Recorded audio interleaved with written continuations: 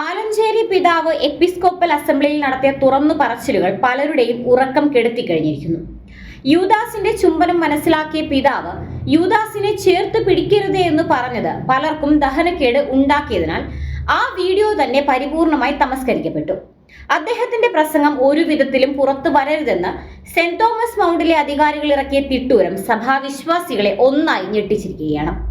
സംസാരിക്കുന്ന ആലഞ്ചേരി പിതാവിനെ ഭയപ്പെട്ടു തുടങ്ങിക്കഴിഞ്ഞു മറ്റു മെത്രാന്മാരും ചില പുരോഹിതരും.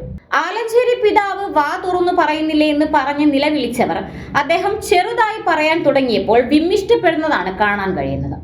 അദ്ദേഹത്തിന്റെ മൗനത്തിന്റെ തണലിൽ അർമാദിച്ചവർ ഇന്ന് അദ്ദേഹത്തിന്റെ അർത്ഥഗർഭമായ വാക്കുകളെ ഭയപ്പെട്ടു തുടങ്ങിയിരിക്കുന്നു.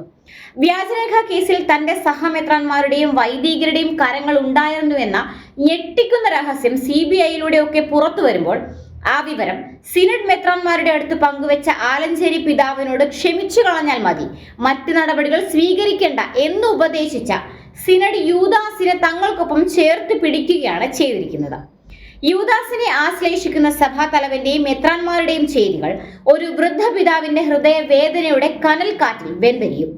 തന്റെ ഫോൺ സന്ദേശങ്ങൾ 13 ഇടങ്ങളിലായി ടാപ്പ് ചെയ്യപ്പെട്ടിരിക്കുന്നു എന്നറിഞ്ഞ പിതാവ് ഒപ്പം നിന്ന് കുതികാൽ വെട്ടിയ പുരയിടത്തിലെ മേൽനോട്ടക്കാരനെ കണ്ട് കരഞ്ഞുപോയി.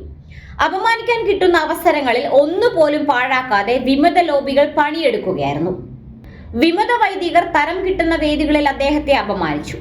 പാലക്കാട് ഒരു ഫൊറോന വികാരി മുൻ സഭാ തലവൻ കുർബാനയിൽ സുറിയാനി ഗീതങ്ങൾ ആലപിക്കരുത് എന്ന ഹത്ത് വരെ പുറപ്പെടുവിച്ചതായി അറിയുന്നു. ആരും കാണാതെ മൂത്രമൊഴിക്കാൻ ഇറങ്ങിപ്പോയ വിമതർ ആലഞ്ചേരി പിതാവിന്റെ ചടങ്ങ് ബഹിഷ്കരിച്ചുവെന്ന് ആലഞ്ചേരി പിതാവിന്റെ പ്രസംഗം പിടിച്ചുവെച്ച മീഡിയ കമ്മീഷൻ മാധ്യമക്കുറിപ്പിറക്കിയത് ഏറ്റവും വലിയ വിരോധാഭാസമായി. ആലഞ്ചേരി പിതാവിന് ലഭിക്കുന്ന ജനപിന്തുണയിൽ വിളറിപ്പൂണ്ട ചില പിതാക്കന്മാർ അത് നശിപ്പിക്കാൻ എന്ത് കുതന്ത്രങ്ങളും കാണിക്കും എന്നാണ് ഈ സംഭവങ്ങൾ വ്യക്തമാക്കുന്നത്. എന്നാൽ സഭയെയും വിശ്വാസത്തെയും കണ്ണിലെ കൃഷ്ണമണി പോലെ കരുതുന്ന വലിയൊരു വിഭാഗം വിശ്വാസി സമൂഹം ക്രൈസ്തവ സഭയെ കാർന്നു തിന്നുകൊണ്ടിരിക്കുന്ന എറണാകുളം വിമതർക്കെതിരെയുള്ള പടയൊരുക്കം ആരംഭിച്ചു കഴിഞ്ഞു. അവർ ബിഷപ്പ് ഹൗസിന് മുൻപിൽ സമരങ്ങൾ തുടങ്ങിക്കഴിഞ്ഞു.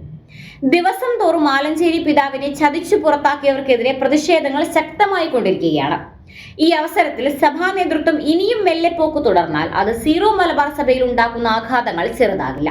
ഇനിയെങ്കിലും തെറ്റ് ചെയ്തവരെ ശിക്ഷിക്കാനുള്ള ആർജവം കാണിക്കാൻ വത്തിക്കാൻ തയ്യാറാവുക തന്നെ വേണം.